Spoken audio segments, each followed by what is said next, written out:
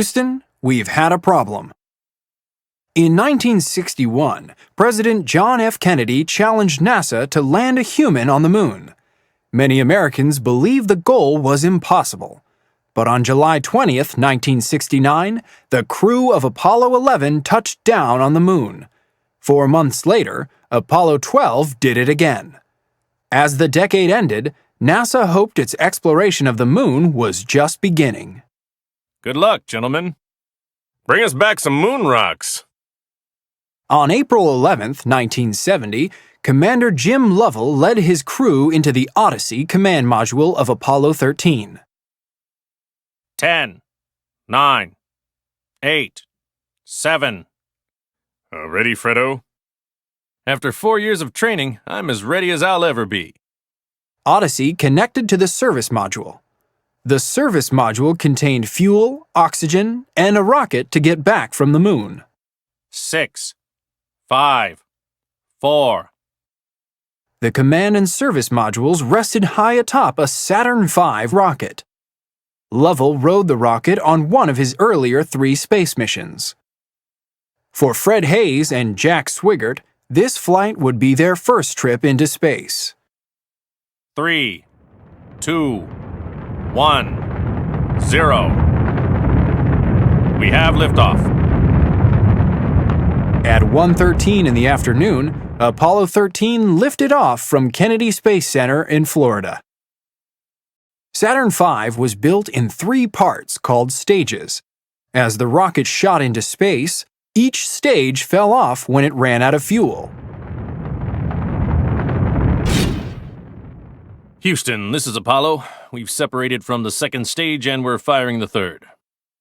Teams of flight controllers monitor the spacecraft from Mission Control in Houston, Texas. During the launch, Joe Kerwin was in charge of the Capcom team. Capcom radioed messages between the controllers and the crew. Roger, Apollo. Everything looks good. Let's head for the hills. At 3:38, the crew ignited Saturn V's final stage, blasting Apollo 13 toward a hilly part of the moon called Fray Mauro. Less than 2 hours later, the astronauts separated the command and service modules from the Saturn V. The Aquarius lunar module, LM, was tucked inside the rocket. The crew needed this small spacecraft to land on the moon. Okay, I'm firing thrusters to turn Odyssey around. As command module pilot, rookie astronaut Swigert was in charge of connecting Odyssey to Aquarius. We're just about there. About 10 more feet now. Got it, Houston. With Aquarius attached, Apollo 13 continued its journey to the moon. On the evening of April 13th, the astronauts made their first TV broadcast to Earth. Fred and I are going to move from Odyssey through the tunnel and into Aquarius. Aquarius is about the size of a small car. In less than 2 days, I'll land this tiny spacecraft on the moon, a place only 4 people have walked before. Let's see if Jim can get a good picture. We can see some of the moon's features pretty clearly now. More than 200,000 miles away, Capcom Jack Lousma watched with Chief Flight Director Gene Kranz and others at Mission Control. Okay, Fred, we're getting a good picture of your destination there. TV networks decided not to air the broadcast. Most Americans had already lost interest in missions to the moon. Shouldn't we tell them we're the only ones watching, Gene? Let's wait until they get home, Jack. After 49 minutes, the crew finished their broadcast. Okay, Jim, we ought to conclude it now. This is the crew of Apollo 13, wishing everyone there a nice evening. The TV show was great, Apollo. Say, Jack, remember to switch on the fans for the liquid oxygen tanks. The spacecraft's 2 liquid oxygen tanks had fans to keep their contents from freezing. Okay, stand by. What was that? It felt like we'd been hit by something. Hey, we've got a problem here. This is Houston. Say again, please. Houston, we've had a problem. Chapter 2. Solving the Problem. We're shaking around up here, Houston. I'm having trouble controlling this thing. Houston, oxygen tank number 2 is reading 0. Oxygen tank number 1 level is falling. Fuel cells 1 and 3 are dead. Those numbers can't be right. All of those systems couldn't break down at the same time. Flight controllers couldn't figure it out. Many believed the computers had to be wrong and the glitch would soon be fixed. But then Lovell looked out the window.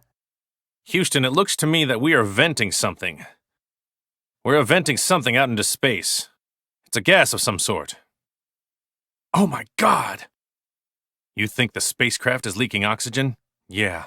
So not only is the moon landing off, this ship might not be able to take us back home. In Houston, Krantz knew what the astronauts suspected. Without oxygen, the crew wouldn't be able to breathe, and the spacecraft couldn't create power. Now let's everybody keep cool. The LM is still attached. They can use it as a lifeboat until we figure out a way to get them home. Let's solve the problem, team. With 15 minutes of power left, Mission Control ordered the crew to shut down the Odyssey command module and move into the Aquarius lunar module. Let's hope this thing turns back on when we need. I didn't think I'd be back here this soon. Just be happy it's here to come back to. The astronauts could use Aquarius as a sort of lifeboat. Its small supply of power and oxygen would keep them alive. Meanwhile, flight controllers worked on a plan to get them home. There are 2 options, Gene. We can fire the service module engine and bring these boys straight home, or... That's too risky. The engine might be damaged. Or we slingshot around the moon. But Aquarius was built to support 2 people for 2 days. This option will take at least 4 days. Let's go around the moon and take our chances with the LM power. Where are we going to find that kind of power? It's impossible. Listen up. When you leave this room, you must leave believing that this crew is coming home. Flight control will never lose an American in space. 5.5 hours after the explosion, Mission Control had a plan. On April 14th at 2:43 in the morning, the astronauts fired the Aquarius engine. I really thought when we started up this engine we'd be landing on the moon. So did I. The 30-second burn put Apollo 13 on a path around the moon and back toward Earth. The crew's first challenge of their journey was complete, but many Americans were just finding out how far they still had to go. The question now is how long can the oxygen in the lunar module hold out? I didn't even know astronauts were going to the moon again. Neither did I, but it looks like they're in trouble. Chapter 3. The Long Journey Home. Still 4 days from Earth, the astronauts needed to make the spacecraft's power, oxygen, and water last. We're not going to have enough water to get home. You're right. We'll each need to ration our water supply. 6 ounces a day, and not a drop more. I'll grab what I can from the service module before it freezes. With Odyssey powered down, the temperature inside the spacecraft quickly dropped to 58 degrees. As Apollo 13 passed behind the moon, the spacecraft grew dark, and radio communication with Mission Control turned to static. After 20 minutes, the sun peeked out, lighting the moon's surface 139 miles below. Wow! Look at all those hills and craters! Are you getting this, Jack? Yeah, I can't take pictures fast enough. You have to see this, Jim. Gentlemen, we have work to do. Jim, we've come all the way out here. Don't you think they're going to want us to bring back some pictures? If we don't get home, you'll never get them developed. Okay, Jim, we have you in contact again. Get ready for the engine burn. The astronauts needed to speed up the spacecraft to get home before power ran out. The astronauts fired the Aquarius engine for the second time. This thing's all over the place. I can't control it. Just a little longer, Fred. Shut down. The crew had done it. The spacecraft gained enough speed to get home with power to spare. Roger, shut down. Good burn, Aquarius. But there was another problem. carbon dioxide from the astronauts' breath had built up inside Aquarius. Soon, the spacecraft would be filled with a poisonous gas. There aren't extra carbon dioxide filters for Aquarius. We didn't plan on the three of you being in there this long. Well, we can't hold our breath for the next 2 days. We've got some guys working on the problem, Jim. With little time to spare, a team at Mission Control invented a way to use the Odyssey filters in Aquarius. The carbon dioxide levels are dropping. Well, it's not pretty, but it works. With carbon dioxide levels back to normal, the crew could do little more than try to stay warm. The temperature inside the spacecraft fell to 38 degrees. The cold can't be good for the equipment. We'll find out now. It's time to power up the command module for re-entry. On the morning of April 17th, the astronauts moved back into Odyssey, the only part of the craft designed for re-entry. Moisture from the astronauts' breath clung to the spacecraft's cold walls and windows. These instrument panels are pretty wet. What's the chances of them shorting out? It doesn't matter at this point. We really have no other choice. At 7:14, the crew released the damaged service module into space. As it floated away, the crew caught their first glimpse of the damage. There is one whole side of the spacecraft missing. The whole panel is blown off, almost from the base of the engine. The crew had little time to think about the damaged service module. 3.5 hours later, they released one more part of the spacecraft. LM jettison. We owe our lives to that ship. Farewell, Aquarius, and we thank you. Chapter 4. Splashdown. With only a few hours until splashdown, the astronauts strapped themselves into Odyssey and prepared for re-entry. I know all of us here want to thank all you guys down there for the very fine job you did. I agree, Joe. Okay, thanks. Everybody here says you're ready.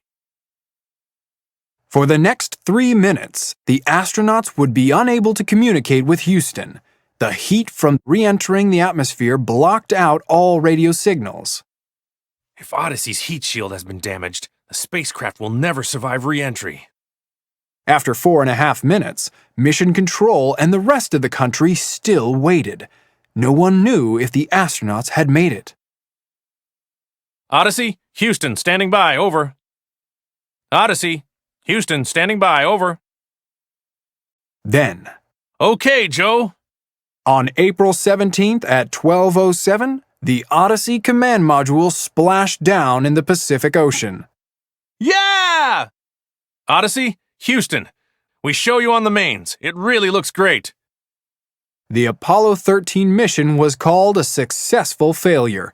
The crew failed to land on the moon, but they successfully guided a damaged spacecraft back to Earth. In the months to come, NASA fixed the problems discovered on Apollo 13 and completed 4 more missions to the moon.